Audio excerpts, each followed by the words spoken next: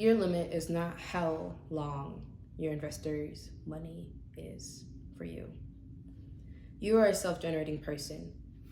And when I mean self-generating person, I mean that everything that you need, the wisdom, the knowledge, the abundance, whatever it is, already exists inside of you.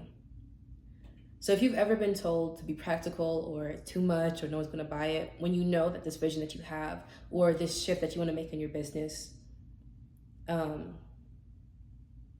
if you know that you know that that is what you're supposed to be doing, and the feedback that you've been getting is out of agreement with that, this video is for you. I'm creating this video as a more so as a reminder and as an activation, because I have seen so many founders from afar and personally who have turned their back on what they know the truth is. And for me, the truth is whatever you were given to execute. I know that when it comes to running a business, it's not easy. Although I know that the spiritual women founders that I work with, they carry it with such grace and class. And so the risk factor and the pressure that you have to get it right is higher than a lot of things, I will say. You have a lot on the line and you have a lot of people depending on you. And so it's easier to do the things or to make the decisions that are safe, that are a guarantee. But you're here because you have a vision to start something, or you have the unction or the knowing that it's time to make a pivot or a shift into a higher agreement with what the vision that God has given you. And they're risks. They're risky. And they're not easy. And they're disruptive. So I'm here to remind you that everything that you need, everything that is required to get this thing done is already within you. Your limit is not according to how much an investor is going to give you. Your ceiling is not what has worked for others or what has been proven to work.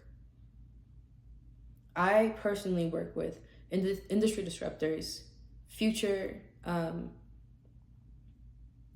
world leaders to all capacities and all the mountains of influence, and people who are meant to challenge and change the status quo on a collective level.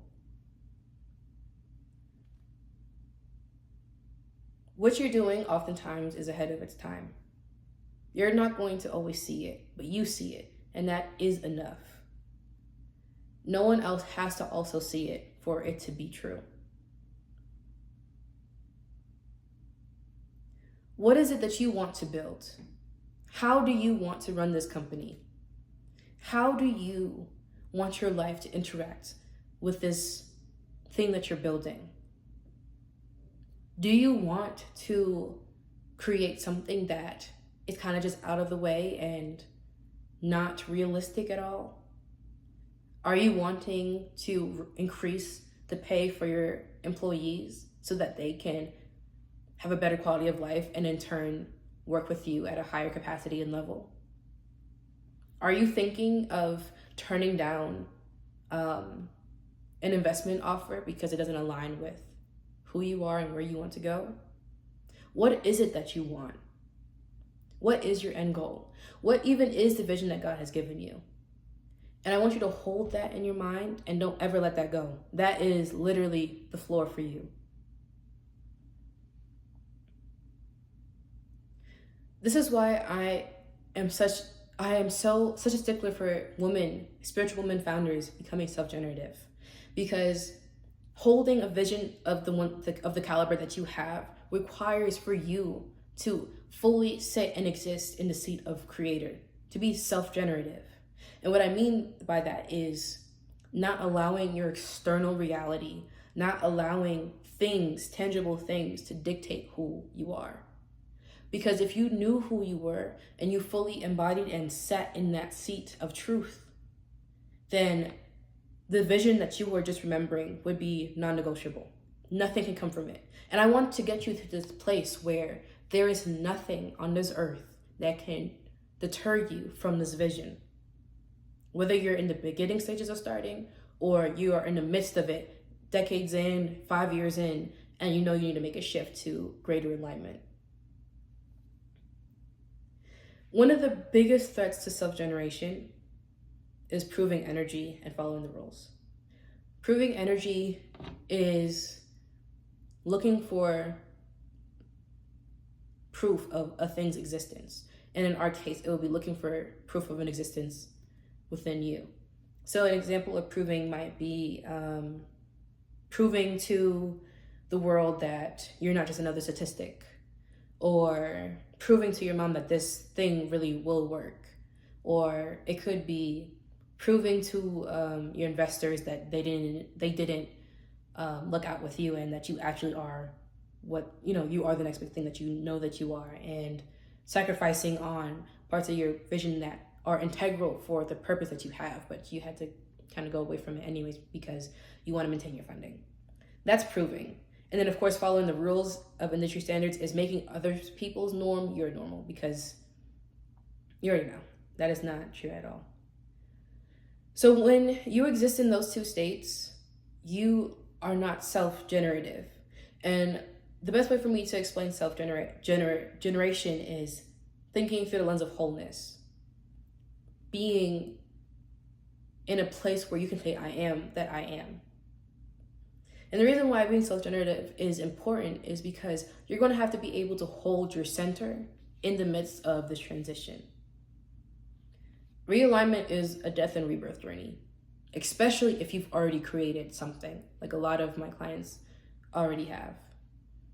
If you've built a $7 million business in 2 years, and you have a team of 15, and you are stocked on the shelves of Sephora, and you have warehouses, and you've been able to outsource so much, and you've been in so much PR, and you've got celebrities using your products, and you recognize that what you've built and how you've been moving in terms of your integrity is not in alignment with what God has been calling you to do.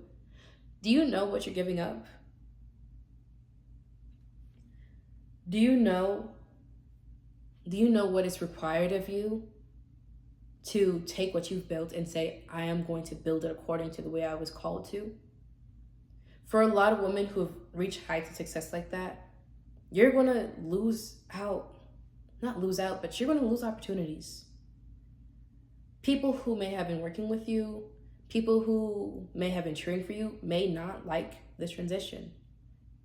When the world is reflecting onto you something that is not in agreement with what you know that you're supposed to do on the inside, what does that mean for you? Who are you at that point? And can you hold your center long enough, despite it all, and still create what you know you're supposed to create? That's the whole point of self-generation, because you produce your own self-esteem. You produce your own knowing. You produce and you contain your own awareness instead of outsourcing it to something. That could be other people's opinions. That could be money. That could be the endorsement from your parents, whatever it is. And these are the kinds of things that my aligned partnership clients go through. I created the aligned partnership specifically for this, for navigating that in-between space, the in-between space of recognizing I have not been building an alignment and I need to make a shift, to the point of I have created or recreated this brand company in my life to be in full alignment. I created the aligned partnership so I can be a mirror for you, a mirror, your co-visionary, and your co-creator in this entire transition. And I'll also hold you as a spiritual doula as you go through the death and rebirth process, because it is a big process. It's a big deal. Building the business that you have built is a big deal. I don't want to ever take that from anyone. It is a big deal. But making the decision to go from what has worked to what is aligned, that is courage, and I want to support you through it. If you found yourself in that in-between space and you would like to be supported through it, I have an application link for the alignment partnership down below. And anyways, for this video, that's all, and I'll see you in the next one. Bye.